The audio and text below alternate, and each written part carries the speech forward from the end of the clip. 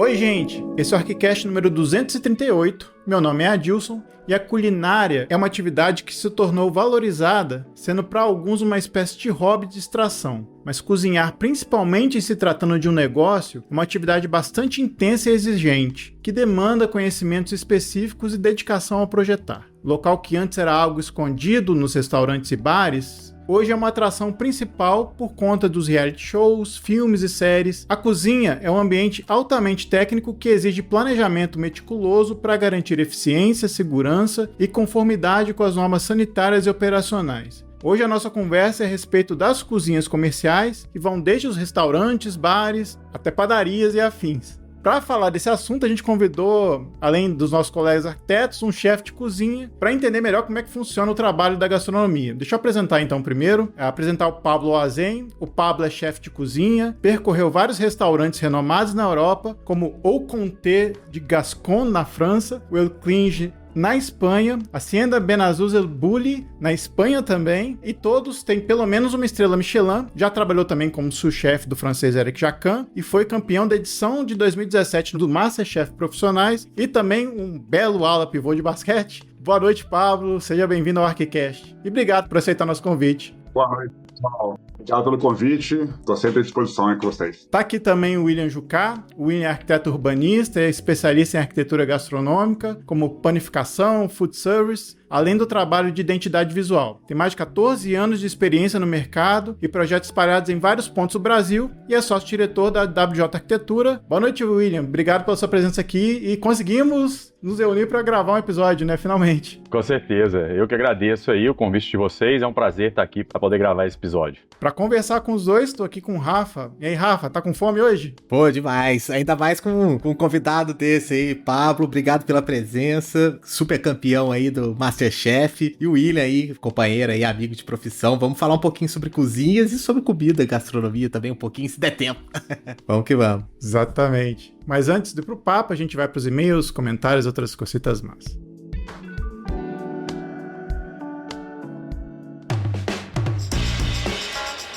Voltamos com mais uma leitura de e-mails, comentários e outras cositas más. Estou aqui com o meu colega Rafael. E aí, Rafa, como é que você tá? Opa, tudo beleza? E aí, tudo certo? Graças a Deus, tudo certo. Bom, Rafa, como é que esse pessoal faz para entrar em contato com a gente? Bem, mandando e-mail para contato@archicast.com e também você pode nos encontrar nas nossas redes sociais, Facebook, Instagram, Twitter, que agora é X, mas para sempre será Twitter. Temos canal no Telegram, que você pode se inscrever lá, e também canal no YouTube, né, Adilson? Exatamente, nosso YouTube aos poucos vai crescendo, a gente tem feito alguns episódios especiais por lá, então não deixem de seguir a gente por lá também, pelo YouTube, youtube.com/archicast, ou só digitar ArchiCast, vocês acham a gente lá nessa plataforma de vídeo que é a minha TV hoje em dia. Isso aí. O Método Nó é um conjunto de ferramentas para ajudar arquitetos e designers a fazerem uma gestão interna eficiente do seu escritório de forma organizada, profissional e principalmente prática. Nesse método, você vai ter acesso a uma série de documentos, modelos, planilhas e uma ferramenta de gerenciamento junto com tutoriais em vídeo para você colocar tudo isso em prática. Todas elas são editáveis e adaptáveis para se adequarem à sua forma de trabalho. O objetivo do método é otimizar a rotina dos profissionais para que você pare de perder tempo com tarefas repetitivas e com falta de padrão. Deixar a casa organizada e a mente livre para se dedicar ao que realmente importa, seus clientes e seus projetos. O método foi feito para arquitetos e designers, tanto para recém-formados quanto para aqueles que estão há muito tempo no mercado e estudantes que já querem se preparar para o mercado de trabalho. E a notícia mais legal aqui, para você ter acesso a essa ferramenta, é só clicar no link que está aqui na descrição desse episódio e fique esperto porque tem desconto para vocês, nossos ouvintes. É só ativar o cupom ArchiCast15, repetindo, ArchiCast15, para ter 15% de desconto. Então vai lá, acesse o link e saiba mais sobre o Método Nó. E se você não quiser ouvir os comentários do último episódio sobre qualidade de vida no espaço livre, é só pular para 6 minutos. Bom, Rafa, temos comentário no último episódio. ArchiCast 237, qualidade em vida nos espaços livres, não é mesmo? Temos sim, temos aqui o comentário da Nanda Darmiani. Oi, sou de Curitiba, vou dar o meu testemunho nesse cast, mas é de um modo geral. Estudo arquitetura e confesso que por alguns problemas de enfermidade dos meus pais, mudanças e afins, estava empurrando o curso com a barriga, sabe? Depois que comecei a escutar o podcast de vocês, parece que voltou aquele sentimento de amor pelo curso que sentia lá no começo. Obrigado e continuem. E continuaremos sim, Nanda, sobretudo por esse tipo de mensagem que nos agrada bastante e nos faz saber que estamos aqui por algum motivo, e se esse motivo já serviu a você, é muito bom pra gente. Legal, cara. Poxa, vindo comentários assim que empolga a gente a fazer mais episódios. Espero que a gente tenha conseguido, de alguma maneira, melhorar a perspectiva que vocês têm da arquitetura e do urbanismo, sem ser aquela coisa, né, de você fazer curso, de trabalhar, que seja uma coisa divertida também. Muito obrigado, Nanda. E é isso, Rafa. Vamos lá? Deixar o pessoal ouvir o episódio hoje sobre cozinhas industriais com participante especial. Sem dúvida, vamos lá. Que essa conversa tá saborosa. Muito bom, Rafa. Dessa vez foi ótimo. Galera, bom episódio.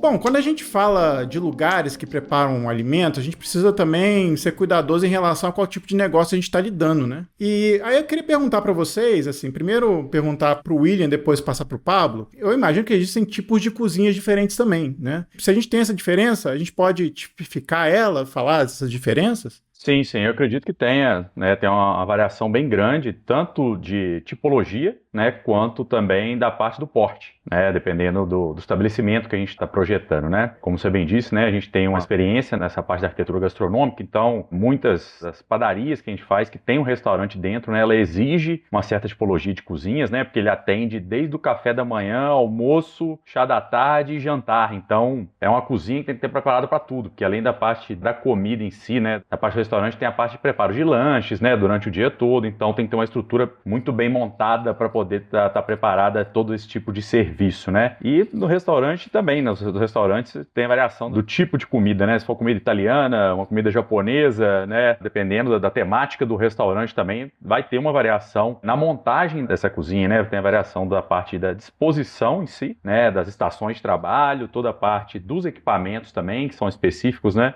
Alguns, né, vão ser padrão para todas as cozinhas, mas tem alguns que são específicos para cada tipo de serviço. É legal ter falado desses tipos, mas aí, estendendo pro Pablo, eu acho que tem também a questão da personalidade do chefe, né? Da forma de trabalho, da dinâmica. Como é que é misturar esses tipos de cozinha com essa identidade de trabalho? Assim? O William falou muito bem, muito bem. É exatamente isso. A gente tem vários tipos de cozinha, então eu costumo falar que a gente tem que levar em consideração sempre duas coisas. Primeiro, o tipo de cozinha, né? O cardápio que você vai fazer, o que você precisa de número de pessoas, de equipamentos, tem equipamento específico, como o William falou, tem alguns equipamentos que são muito básicos para todas as cozinhas, por exemplo, um forno, um fogão, fritadeira, que acho que a gente quase pode colocar também, né? São bem básicos. Então a gente leva em consideração o tipo de cozinha, o cardápio, e depois o número de pessoas que você vai atender, né? O tamanho do seu salão. Porque aí você vai pensar na sua brigada, né? Nos seus funcionários. Quantos você vai ter que ter, quantos a gente chama de praça, que são setores de trabalho, como é que vai ser dividido isso, né? E aí, depois disso, a gente começa a pensar e a fazer o desenho da cozinha, né? Porque se você não levar as duas coisas em consideração, o risco do seu negócio dar um gargalo muito grande quando ele estiver aberto é enorme. E aí, você falou sobre isso, né? A questão do chefe, eu que faço um pouco mais de alta gastronomia e tal, eu tenho alguns equipamentos específicos, mas eles acabam não influenciando tanto. O que a gente falou aqui, eu e o William, é a base, né? Porque os equipamentos de uma alta cozinha são... Aí eu tenho uma Thermomix, que é equipamento menor, eu vou ter uma Pacojet que faz um sorvete que eu vou botar em cima da bancada, né? Então não são coisas muito grandes, não são, né? Mas basicamente a gente leva essas duas coisas em consideração. O tipo de restaurante, ele foi comida japonesa, comida italiana. Comida japonesa tem que ter um espaço de vitrine para o sushi man, né? Tem que ter uma área para recebimento da mercadoria, do peixe, de preferência, aí falou das normas sanitárias no começo, com ar-condicionado, né? Refrigerado, para poder manipular esse peixe em temperatura, na temperatura de uma forma grande temperatura de risco. E aí tem várias outras cozinhas, né? Padaria é outro mundo, né? É outro mundo. Restaurante é um mundo, padaria é outro mundo. O que é muito louco, né? Você pensar que... A gente pensa, cozinha residencial, né? Tem gente que cozinha, tem gente que não cozinha, então, na verdade, você trabalha somente, às vezes, com tamanho, né? Quem gosta, claro, de cozinhar, vai ter a churrasqueira e tudo mais, mas agora, para as cozinhas que são pensadas, né, para um público, você tem outras preocupações. E aí você falou, né? Cozinhas, estabelecimentos diferentes, são mundos completamente diferentes. Agora, tem uma coisa que eu queria puxar pro Pablo também, que muitas vezes, né, o chefe pode ser o cliente do arquiteto, mas não necessariamente o dono de restaurante é um chefe. E aí eu queria saber, Pablo, na sua perspectiva, o que, por exemplo, um chefe como você tem uma preocupação que, por exemplo, um cara que não cozinha, né, e quer fazer um restaurante não tem, por exemplo, né? O que você, enquanto chefe, teria de diferencial para um cliente comum? Entendi. Vamos lá. A nossa experiência tem 20 anos de cozinha, né? Então, com certeza, a gente vai entendendo o negócio. Eu vou falar de uma coisa específica que vai falar assim, caraca, por exemplo, as louças, a gente usa muita louça de cerâmica e tal, são louças que custam R$80, R$100, R$120 cada uma, né? Antigamente era aqueles pratos brancos da Guerme, da Schmidt e tal, você conseguia repor e era fácil. Essas louças são muito mais delicadas, né? Muito mais delicadas. Então a gente, por exemplo, aí taças, né? Os copos de drink estão cada vez mais bonitos, né? Então a gente tem, normalmente quando a gente compra uma cuba, né, de lavar louça e tal, ela já vem, ela é de inox, ela não tem aquela beirinha, quando você coloca a cuba na pedra de mármore, o pessoal costuma colocar e sobrar uma frestinha de 1 centímetro embaixo, né? Eu tenho uma pia de barra, ela é de pedra. E aí eu tive esse cuidado dessa cuba ela entrar rente à pedra. Por quê? Porque ao lavar a louça mexendo, você tem essa beirinha, a pessoa ela tá olhando por cima. Então o espaço dela, aquele que tá em cima, aquilo ali vai bater e vai lascar. Outra coisa é ter uma torneira alta, né? Alta do tamanho certinho, do comprimento certo, para poder você virar o copo, virar o prato e em cima do lado de fora da pia de preferência, entendeu? Então são coisas que nos meus restaurantes eu presto muita atenção. Tem um setor do restaurante que é muito desvalorizado, que o pessoal pensa sempre por último, né? Que é a parte da copa, do plonge, que é onde a gente lava a louça. Então a gente pensa em fazer um circuito, tem que ser muito pensado no tamanho da cuba, tamanho do espaço que você tem para poder colocar as coisas para escorrer e para depois que vai secando. É uma bancada do lado do lixo, onde o cara vem com a bandeja ou com um prato, ele consegue colocar o prato lá e depois tirar o restinho de comida no lixo com as duas mãos. Eu acho que eu posso falar desses dois grandes detalhes, assim, que eu levo muito em consideração e depois que eu saquei isso, fez muita diferença. Não, legal você estar falando isso, Fábio, porque na primeira pergunta que eu te fiz, eu achei bem interessante quando eu perguntei assim, da identidade do chefe com a cozinha, mas você foi direto na questão assim, da relação com a cozinha com o negócio, né? E aí você falando do tamanho da área da louça e tal, tem tudo a ver com também o tamanho de fluxo, né, que você mais ou menos planejou ali, o número de pessoas que você tá atendendo e tal, e as questões ergonômicas, né? William, como é que isso entra, assim, na etapa do projeto? Isso vai ser só na hora que você tá detalhando lá, ou isso já é uma coisa que você já debate logo no início para projetar e desenhar uma cozinha? Quando a gente tem um cliente igual o Pablo assim, é maravilhoso, porque ele sabe e entende, mas muitos clientes não têm essa visualização de tudo que precisa, né? Muitos são empreendedores, é o que o Adilson falou, às vezes ele não é o chefe de cozinha, ele é um empreendedor, tá montando um negócio ali e contrata o arquiteto assim, ó, você tem know-how para isso, então faz lá para mim, né? Só que a gente vê muito que, assim, nada supera a experiência, nada supera a operação. Né? Por mais que a gente tenha experiência, eu posso fazer uma cozinha que é excelente para um cliente que para o outro talvez não vai funcionar tão bem, por causa dessa demanda que tem, treinamento de funcionário, né? Essa disposição que vai ter dentro dela. Né? Então, assim, isso vem desde o início do projeto, né? A gente tem uma etapa inicial que é a setorização, né? Como o Pablo chamou de praças, né? A gente fala de estações de trabalho aqui para a gente poder separar, né? Setorizar essa parte interna como um todo. Layout, disposição de equipamentos, né? O fluxo, tem os fluxos que a gente pensa, né? Macro ali, que é do acesso até a cozinha, que muitas das vezes a gente tem que ter o acesso para a área de retaguarda, né, que a cozinha em si é a área que está o serviço em si, mas tem uma área de retaguarda maior, né, dependendo do tamanho do empreendimento, as áreas de depósito, câmaras frias, né, depósito de lixo, tudo isso é um complemento da cozinha em si. Então a gente tem que pensar nesse fluxo externo, está chegando até a cozinha, né, a chegada da matéria-prima, né, a saída de lixo também é importante, né, assim, vocês têm esse fluxo, e tem o fluxo de atendimento à área do restaurante em si, né, que aí já é a saída da comida, né, por exemplo, se for um restaurante self-service, como que isso vai ser trabalhado para ter um abastecimento, um à la carte, né? Tem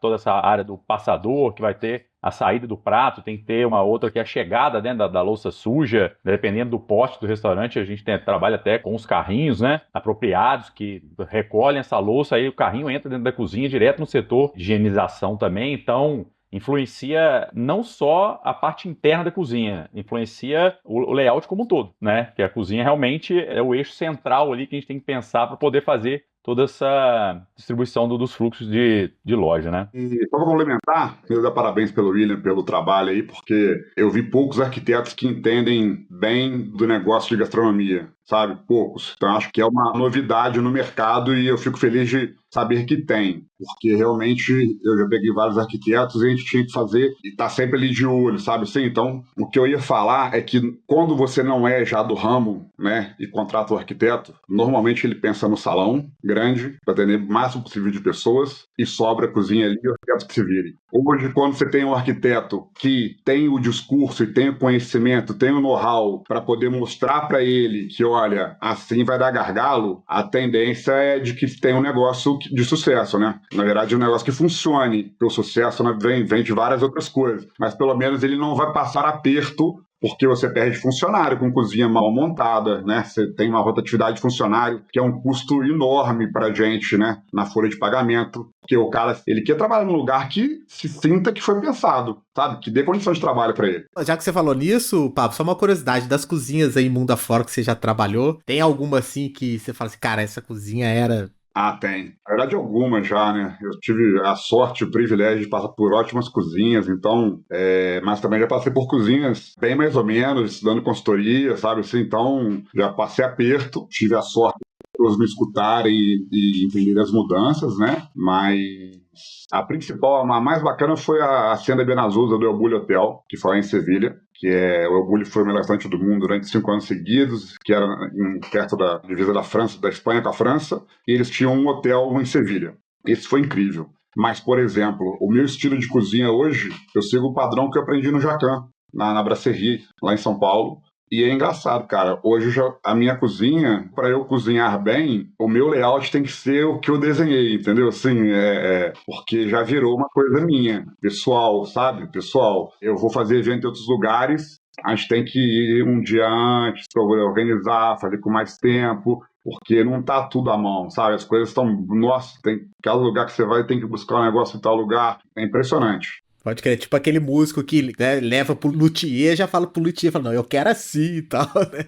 O instrumento pra fazer. Agora eu queria perguntar uma outra vertente, a gente falou que uma questão um pouco mais técnica, né, do que tem que ter numa cozinha, mas não tem a cozinha se a gente tem um consumidor e pensar no negócio enquanto algo atrativo. Nesse sentido, o que a gente leva em conta? Eu lembro, assim, eu tive a grata experiência de visitar o restaurante do Pablo, e o Pablo fazia questão de cumprimentar todo mundo que estava ali, né? E isso faz parte da experiência também, conhecer o chefe cumprimentar as pessoas, né? Saber como é que tá tudo certo. Aí eu queria saber de vocês, assim, o que se leva em conta em relação ao negócio, assim, né? Da parte estratégica e de experiência do consumidor. Então, eu costumo dizer que eu projeto para os clientes dos meus clientes, né? O cliente me contrata, mas eu tenho que entender muito bem o perfil do cliente que ele vai atender, o público-alvo dele, para a gente conseguir ter essa noção geral do que a gente pode proporcionar, né? Tanto da parte da área do salão, né?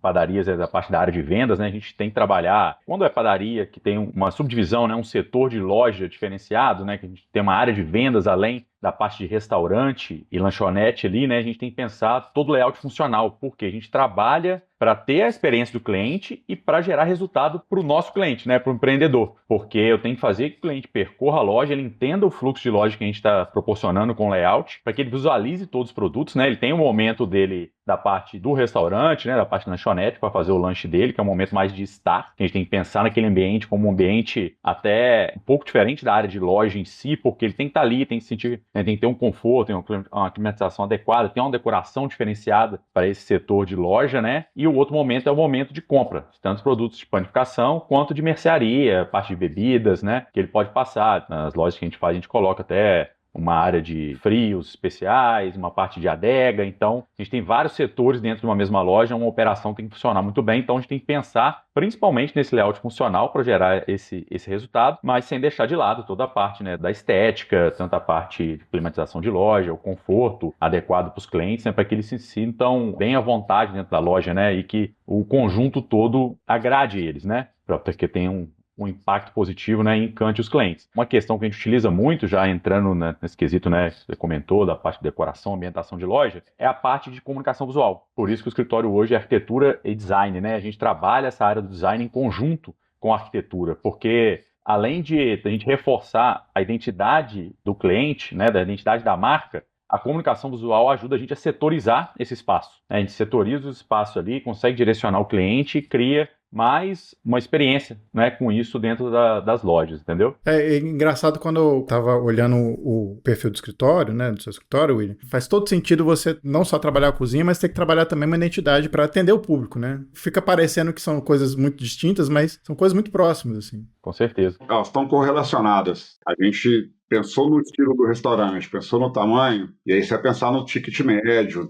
É todo um trabalho que é pensado no mesmo momento, sabe? No mesmo momento, que é qual tipo de restaurante que eu quero, né? E aí onde ele vai estar localizado, né? A localização dele é muito importante. E aí depois que você definiu tudo isso, aí você vai partir para esse lado, que é a parte toda que o William falou. Se eu tenho um boteco, eu posso ter uma cadeira da Brahma, sabe? Assim, agora, tem um restaurante igual o meu, eu tenho que comprar uma cadeira super confortável, né? O talher tem que ser um talher diferenciado. Você pensa em tudo isso. Eu, hoje, levo muito em consideração, desde o garagem, tem que montar um lugar que não espante.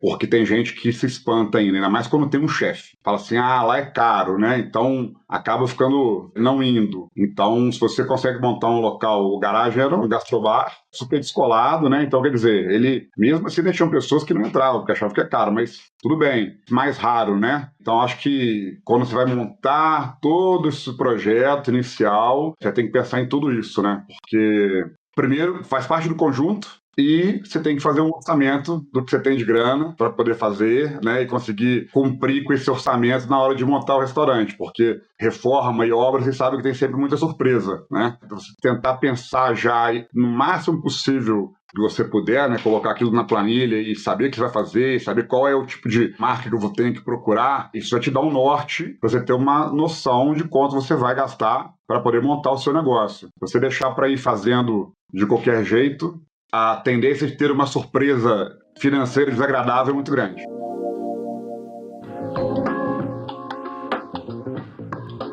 Falar um pouquinho sobre essa questão do salão, dessa identidade que o William comentou também. Uma coisa que eu sempre tive curiosidade, assim, você falou do ticket médio, né? É uma coisa que você deve ter que pensar também o tempo que aquela mesa vai ficar ali sendo atendida, né? Tipo, eu tô lembrando de uma coisa que é muito da infância, né? O pessoal falava assim, restaurante fast food, os caras botam música alta lá, cadeira desconfortável, pra você comer e ir embora rapidinho, né? E aí, não, aqui a gente tá falando de uma experiência gastronômica mais ampla e tal, mas eu queria saber, mais ou menos, se existe uma fórmula de calcular isso, quanto tempo que aquela mesa vai ficar ocupando e o que isso tem a ver com a decoração, se a luz é mais baixa ou não e tal. Isso vai sendo adaptado com o funcionamento do negócio ou já é uma coisa que já dá para começar a pensar logo de cara, assim, na hora que você estiver montando? Então, normalmente pensa logo de cara. A gente tendo experiência, você pensa, tem uma noção do ticket médio, faz a pesquisa de mercado, né? Quer dizer, ir olhar os outros, né? Mas tem uma coisa que chama, para precificar, por exemplo, uma coisa que chama ficha técnica, que quase chefe nenhum faz. E precifica olhando o preço do outro. A operação dele não é a operação do outro.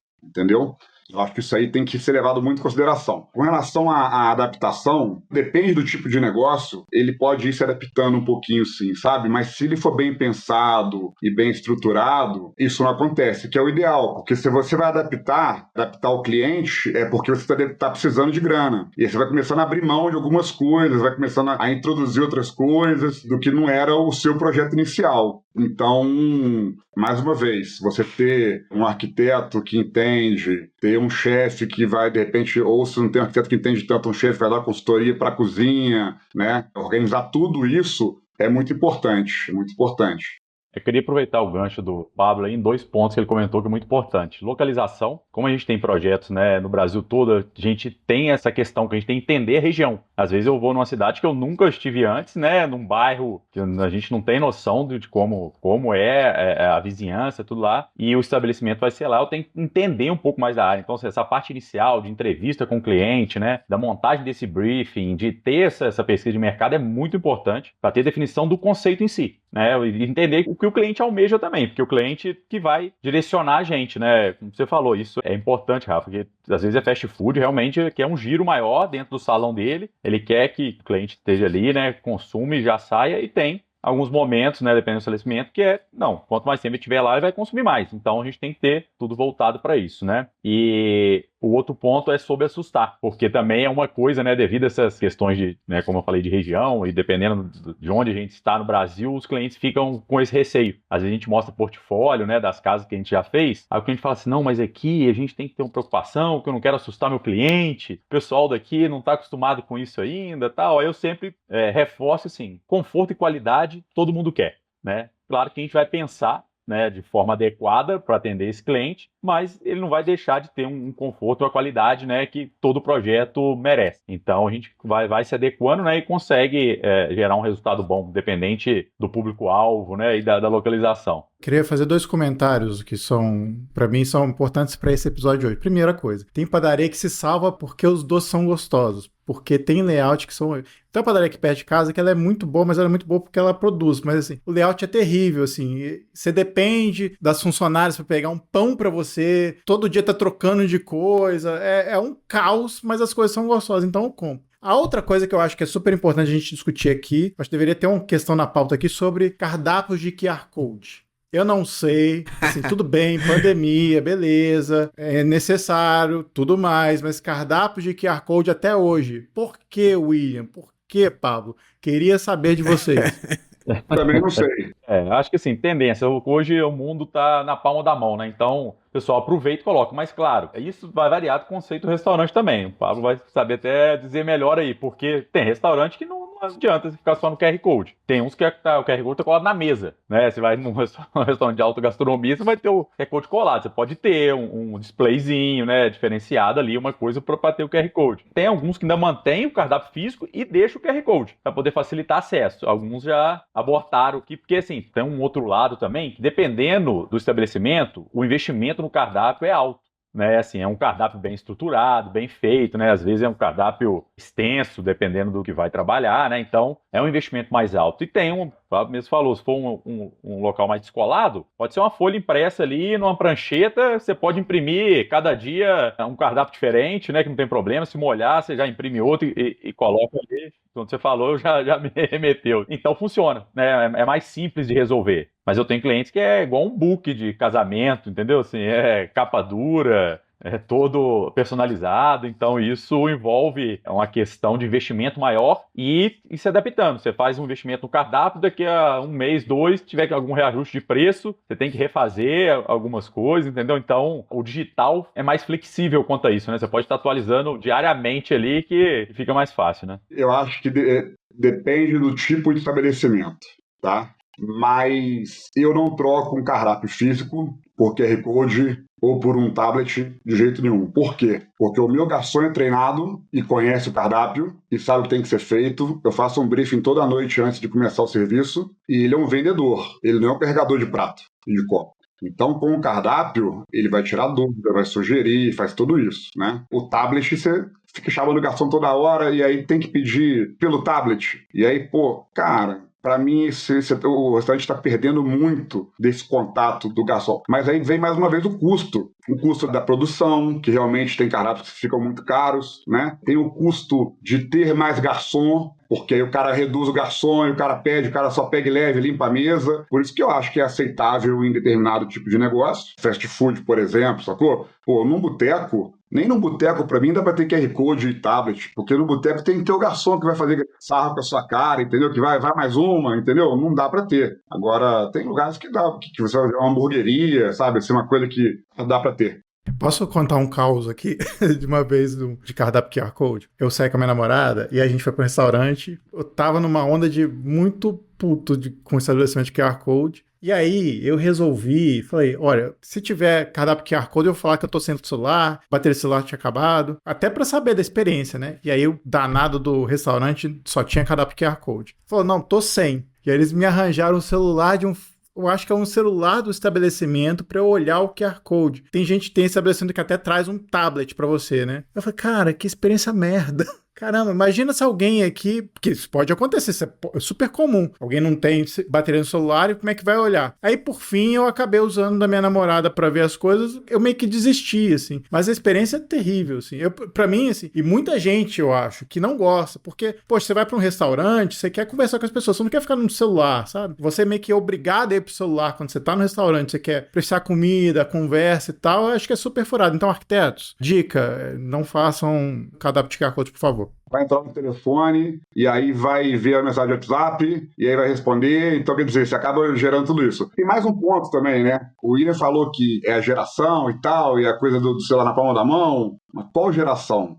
Tem uma geração que não tem o celular na palma da mão, entendeu? Tem uma geração que não quer, que não sabe mexer, quer pedir, entendeu? Não sabe, então, quer dizer...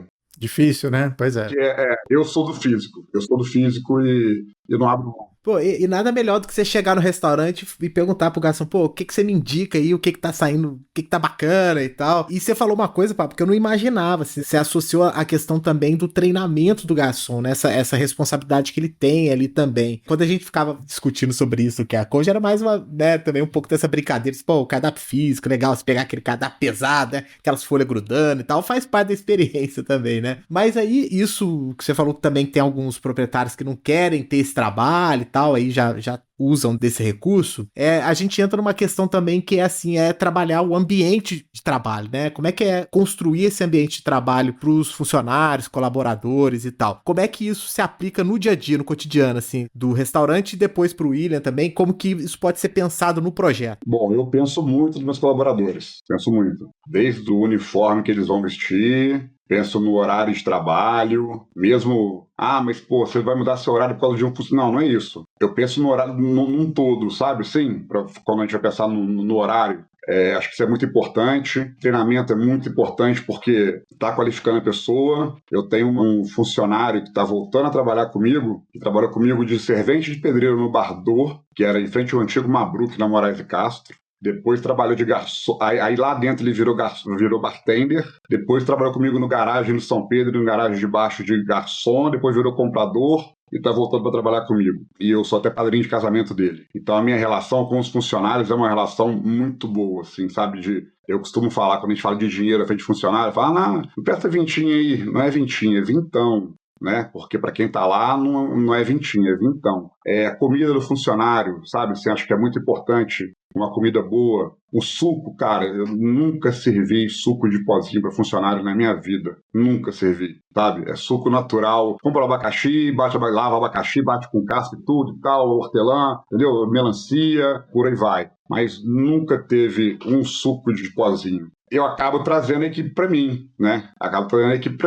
E dessa forma ela se envolve mais e confia, acredita no trabalho, se vê respeitada, né? Então, o espaço de descanso deles, o horário de descanso deles, para mim, sempre foi respeitado. É difícil, tá? Essa parte do intervalo interjornada que a lei pede é bem complicado. Pede 1 hora no meio, depois...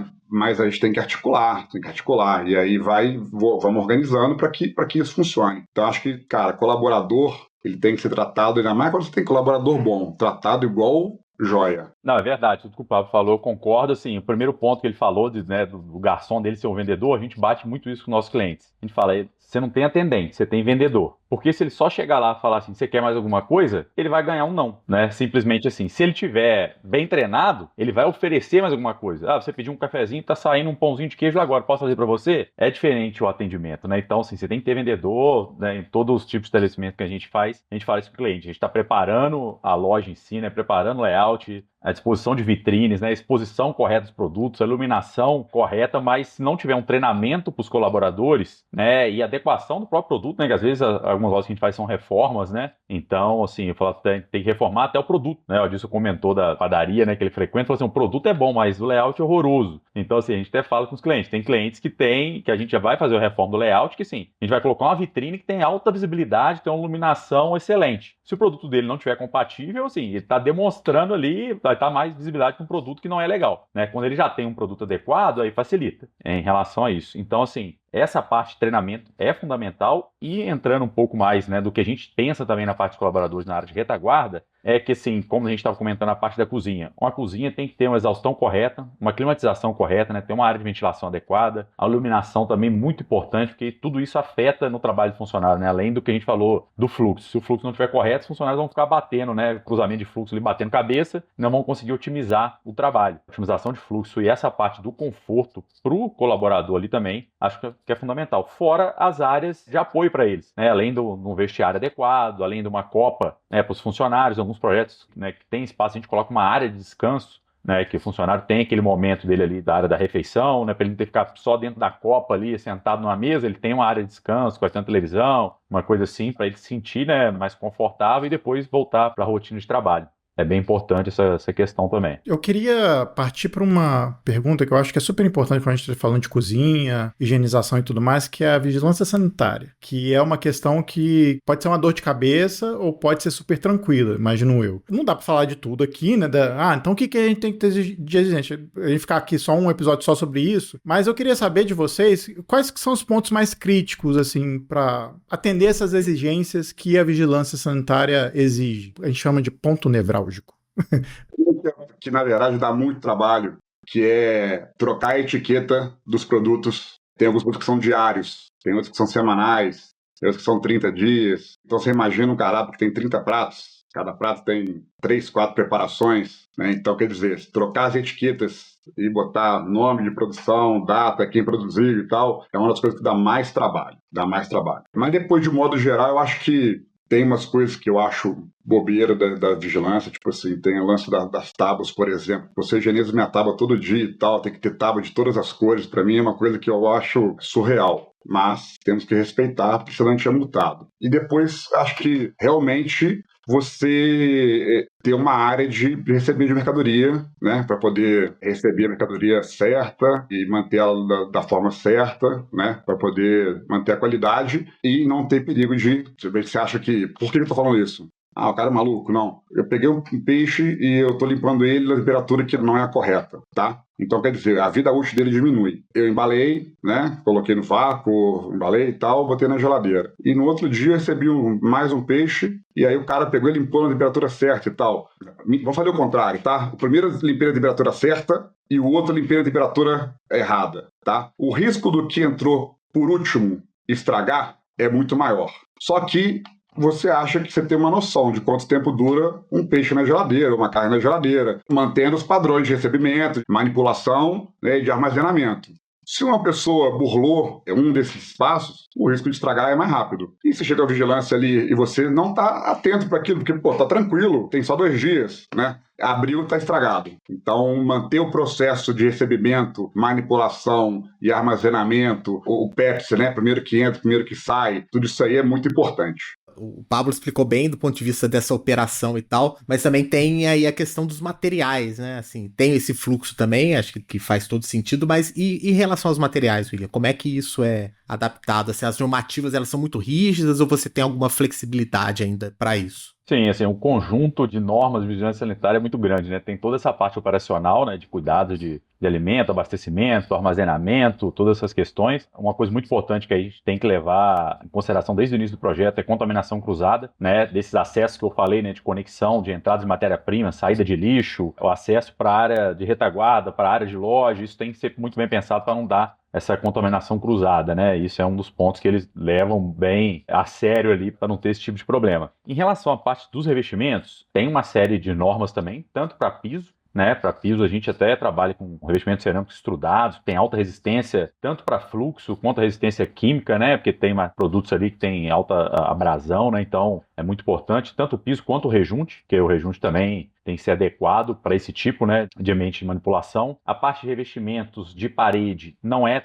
tão rigorosa quanto do piso, mas tem que ter parede revestida, né? A gente tem alguns locais que tem algumas variações, mas normalmente a gente trabalha com 100% revestida, né? Porque tem que ser superfície lavável. É mais interessante para o cliente do que colocar que tem alguns lugares que exige até 1,80 m, revestimento de azulejo, né? Um porcelanato, e acima pode ser uma pintura lavável. Mas como a pintura, mesmo sendo lavável, pode dar manutenção, né? Um ambiente que tem muita gordura, muita coisa assim, a gente costuma fazer um revestimento de forma geral das áreas de cozinha e dessas áreas adjacentes também, né? Que são conectadas ali, para não ter nenhum tipo de problema quanto a isso. Outro ponto, equipamentos, né? Normalmente as bancadas são de inox, né? Para poder ter facilidade de higienização, né? Tem que ser material atóxico, né? Não pode ser que prolifere bactérias, então tem essas questões também da parte de bancadas e equipamentos, né? E a parte de saneamento também tem que ser adequada, porque tanto chegada de água potável, né, que para algumas higienizações ou para utilização na cozinha ali tem que ter, e quanto a saída de esgoto também. Tem que ter uma caixa de gordura adequada, né? Tem que comportar o fluxo da cozinha ali para não ter nenhum tipo de problema quanto a isso, né? E uma coisa importante também, higienização de mãos. Normalmente,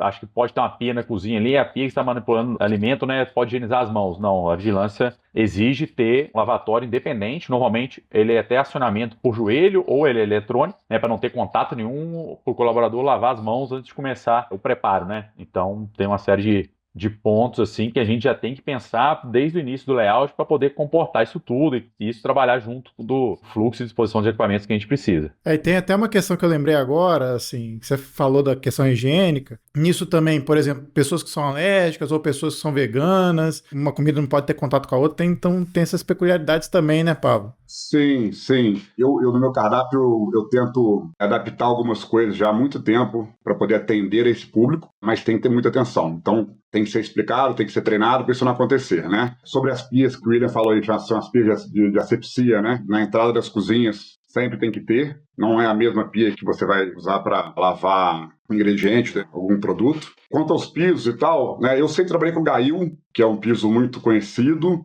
Tem também o piso Epox, que funciona muito bem. Eu agora, no meu restaurante novo, eu coloquei um piso que chama piso monolítico, que é um piso que ele tem 50% de cimento, de cimento químico, antibactericida, antifungicida, não tem nenhum rejunte. Então tá tanto o piso quanto a parede toda da cozinha com monolítico. Eu não conhecia, né? Minha arquiteta me apresentou, eu achei incrível se você poder não ter o rejunte, né? Ter um piso que tem essa ação antibactericida e antifungicida. Achei incrível isso. Eu aluguei há pouco tempo atrás uma loja que ia montar uma escola e tal, e, cara, o piso, aquele piso de casa, assim, então eu varria, e aí não sai, quando eu vi era tudo buraquinho, sabe, assim, coisinha que foi lascando e que, assim, caraca, sabe? Então, fora que escorrega pra caramba, então, você tem um risco de acidente de trabalho, né? Então tem que levar muita coisa a sério, sim, principalmente essa parte de vigilância sanitária.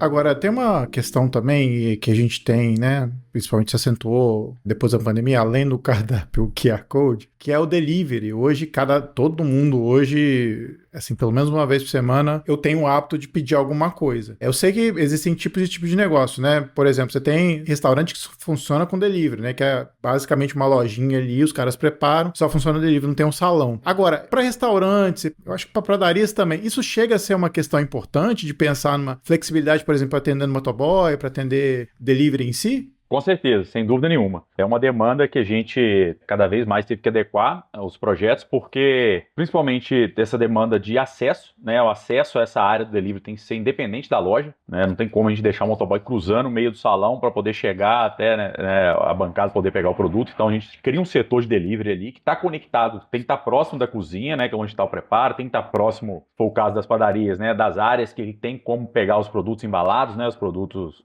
de panificação, não ele o motoboy. né? Ele, o colaborador que vai gerenciar esse setor do delivery para poder colocar lá a gente deixa um passador, né, de dentro do delivery para a área externa para ter esse acesso do motoboy. Normalmente a gente coloca isso no acesso de serviço, né? Não está próximo ao acesso da loja em si. Então o fluxo de motoboy fica totalmente dependente e esse espaço está adequado. Tem as pessoas trabalhando, né, para receber o pedido, para poder fazer a conferência, para buscar isso tudo na loja, montar tudo aquilo para só entregar para o motoboy liberar, né? Então é uma demanda que existe sim e está cada vez sendo mais necessária, não é nem uma questão muito de opção mais. A gente fala com os clientes, a gente tem que se adequar à realidade que a gente tem hoje, né? Se tem essa demanda, uma forma do cliente ter mais resultado, né, a gente adequar esse setor de delivery para que ele amplifique essas entregas, né, e consiga rentabilizar mais com isso também. É importante falar que uma cozinha de delivery, a operação de delivery é totalmente diferente de uma operação de restaurante. Tá? Então, se ela não for muito pensada, né, como o William falou, muito pensada,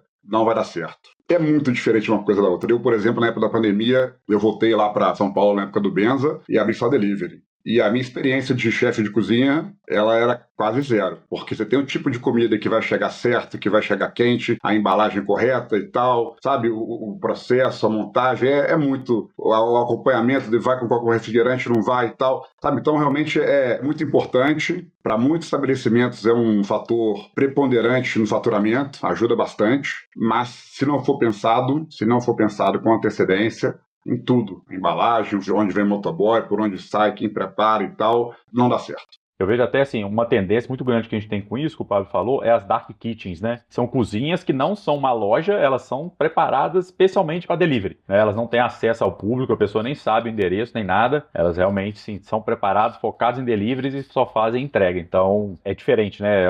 Eu tenho clientes que têm várias lojas, que eles pegam uma loja para poder se adequar ela toda para sair o delivery todo de lá, para realmente não ter esse conflito, né, dentro da operação dele, né? Os Pablo chegou a comentar de escola, né? Eu imagino também que tem essa tipologia da cozinha escola, né? Que deve ser também uma outra coisa, né? E acredito que até alguns restaurantes, dependendo sei lá, do perfil do chefe e tal, de ir formando as pessoas, tem que ter um pouquinho disso também, né? Um espaço ali que você tá produzindo, mas tá ensinando junto ali também. Eu lá no meu restaurante agora que eu tô abrindo, lá no Bandeirantes, o Oz, ele tem 2 cozinhas. Eu consegui ter um espaço grande, então eu montei uma cozinha que é a cozinha do restaurante, que tem cara de cozinha profissional, e uma outra sala que atende 20 pessoas, com cara de cozinha de casa, para eu gravar conteúdo, fazer corporativo, fazer evento privado, né? São cozinhas totalmente diferentes. É outra coisa que você vai preparar, sabe? A cozinha de restaurante é um preparo muito diferente do que você dá uma aula, então você não precisa investir tanto numa cozinha dessa, sabe? Assim, pode ser um pouco mais básica, mas claro que tem que ter uma cara muito bacana, porque você está levando pessoas ali para dentro para poder passar conhecimento. Se for uma cozinha escola, né? Então tem que ter também essa atenção que a gente falou desde o começo, né? Todo aquele planejamento.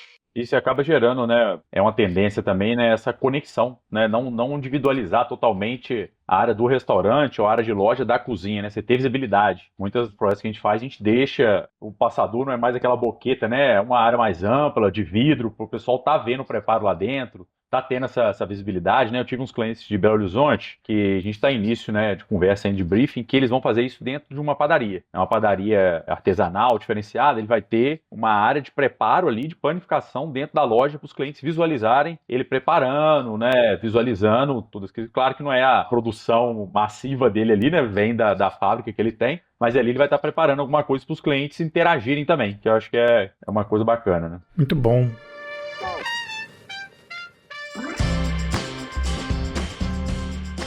Pra gente fechar o nosso papo aqui, a gente faz a nossa famosa rodada de dicas. Vou chamar primeiro os convidados para dar dicas de vocês. Vamos lá, William, você tá com a sua dica aí? Sim. Dentro disso tudo que a gente falou, eu tenho uma dica de um filme. O filme Fome de Poder, que é a história de ascensão do McDonald's. Ele é muito interessante, assim, não só pela história do McDonald's, para entender como surgiu, né, como aconteceu tudo. Um ponto importante destacar aqui de curiosidade para os arquitetos é que muita gente acha que o M do McDonald's, né, ele vem da batata frita, porque ele é amarelo. Na verdade, o M do McDonald's vem dos Arcos Dourados, que foi o primeiro projeto de arquitetura da primeira loja do McDonald's. Na primeira loja tinha 2 arcos dourados que, olhando em perspectiva, ele formava o M de McDonald's. Então, dali surgiu a logo deles, ou seja, dali já estava conectada a relação da identidade da marca com a arquitetura, né? Então, esse é um ponto, uma curiosidade bacana. E o outro tem total relação com todo o episódio que a gente falou, que é uma cena muito inspiradora, que é a idealização, mostra a idealização da cozinha fast food. Durante a montagem do McDonald's, eles viram essa demanda que teria que otimizar, pensando em tudo isso, setorização, disposição de equipamentos, fluxo de trabalho dentro da cozinha. Eles foram para uma quadra de tênis, pegaram um giz, riscaram na quadra de tênis, montaram como se fosse a cozinha ideal, e ali eles mostram, eles vão dispondo os equipamentos, colocaram o pessoal para trabalhar lá dentro, começou um bater de frente com o outro, começou a embolar tudo, falou, não, sai, todo mundo, mudou o equipamento de lugar. Eles foram fazendo assim um teste na prática, né, no próprio piso ali, de um layout, né, uma planta baixa ali no piso, e demonstrando isso, como otimizar esse fluxo. Então, dali, no filme fala que eles ficaram 6 horas fazendo testes ali para realmente chegar num fluxo de trabalho otimizado para que realmente seja uma cozinha rápida, né? Para poder otimizar os fluxos ali dentro, que isso foi passado para a primeira loja para que tenha essa eficiência do fast food do McDonald's. Então é bem bacana. Excelente. Pablo, sua dica, tá com ela aí? Minha dica é, você está mudando de ramo e está indo para o ramo dos alimentos e bebidas, da gastronomia, procure um escritório de arquitetura, de preferência que entenda disso já, ou um chefe de cozinha que dê uma consultoria, que claro que buscar referência, mas que dê uma consultoria para te ajudar nisso aí, porque isso não é gasto, isso é economia. Excelente. Rafa, e aí? Sua dica tá aí? Tá aqui, cara. Não poderia ser diferente, porque é uma série que eu ainda não acabei de ver, mas ela tem um pouco a ver com o que a gente tá falando aqui, que se passa em uma cozinha, né? Que é o The Bear, o urso, né? Não sei se vocês já viram essa série fantástica, essa história de um chefe de cozinha radicado em Nova York, lá, premiadíssimo, que volta pra assumir o restaurante do irmão em Chicago e tal. E aí é uma série que fala sobre relações humanas e tal, e a cozinha sempre circulando, aí a conversa, achei muito interessante, assim. Tô na primeira temporada ainda, já são 3, se não me engano, né? Vocês conhecem essa série? Creio que sim, né? Sim. Eu ainda não. Sim. O ator principal, o cara é muito bom e tal. Inclusive, vi até... ele vai interpretar o Bruce Springsteen, né? No filme sobre a vida do Bruce Springsteen. Não sabia. Muito bom.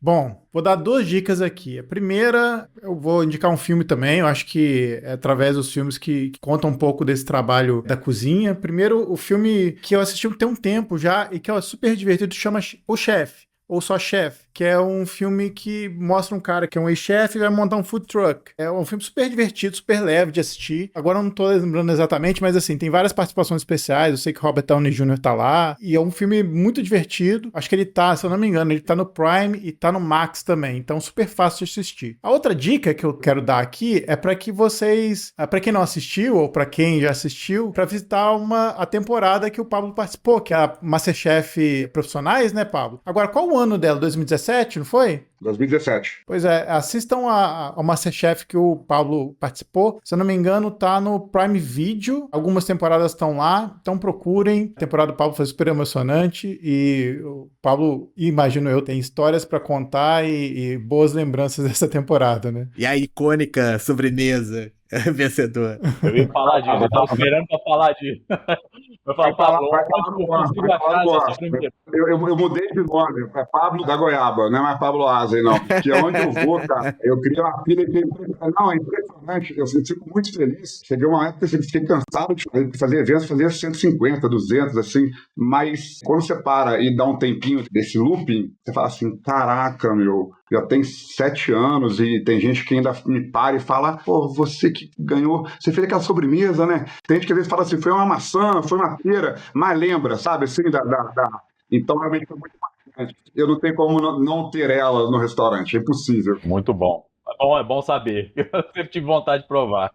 Inclusive, parabéns pelo trabalho, Pablo. Assisti o MasterChef também. Eu era o frequentador lá do Garagem. Bom saber que em breve teremos mais um restaurante seu aqui. Já tem data para inauguração? Como é que tá a evolução aí? A princípio, agora, meio de novembro, início de dezembro. Muito bom. Bacana. Excelente. Bom, deixa eu saber, Pablo, como é que as pessoas te acham na internet? @pablo.azen no Instagram. Muito bom. E aí, pessoal que mora aqui na Juiz de Fora e região, a gente tá esperando também para ir lá visitar o novo restaurante do Pablo, né? Chama Os, lá no Bandeirantes, na Casa Monet, que é um espaço que tem lá muito bacana. E em breve, quem me seguir ou passar a seguir vai ficar sabendo da data de abertura e de todas as novidades. Pablo, muito obrigado pela sua presença aqui. Volte mais vezes para conversar com a gente. Obrigado, Adilson. Cara, muito bom te rever. Foi muito bacana o papo. William, uma grata surpresa ver que tem profissionais assim já bem envolvidos na área da gastronomia, né? E que sabem o que estão falando e o que estão fazendo. De verdade, é o primeiro que eu vejo. Te agradeço aí pelo reconhecimento e estou à disposição. Pelo que precisar, só acionar que a gente está à disposição aí. Agradecer também ao William Jucá. William, primeiro, como é que as pessoas te acham na internet, veem o seu trabalho? Tem o Instagram, @WJArquitetura. Lá no Instagram tem um link na bio que direciona para o nosso site, para Facebook, né? Tem todos os nossos contatos lá. Então, @WJArquitetura. Agradecer também, William, pela sua presença aqui. A gente estava um tempão para fazer esse episódio, né? Ainda bem que a gente conseguiu juntar todo mundo aqui. Muito obrigado. Sim, foi na hora certa, sem dúvida. Obrigado a vocês aí, mais uma vez, pela oportunidade. Foi muito bom estar presente com vocês e também me coloco à disposição. Quando precisarem mais de algum ponto, algum tema que eu possa ser útil aí, eu retorno para bater mais um papo com vocês. Excelente. Rafa, dessa vez saímos com fome, querendo comer e fazer projetos de cozinha e restaurante. Foi demais, demais. Super convidados aqui de peso, um bate-papo super legal, assim, muito bacana. Fazia tempo que a gente não fazia um episódio assim, porque um podcast de arquitetura fala muito de arquitetura, né? Aqui a gente tá falando de outras coisas e também arquitetura, e ainda mais com o Pablo aqui, o William, muito legal. Obrigado pela disposição de vocês aqui nesse horário, por toparem fazer esse conteúdo com a gente. Muito obrigado. Isso aí. Então a gente fica por aqui, a gente volta daqui a 15 dias com mais um episódio pra vocês, e até mais.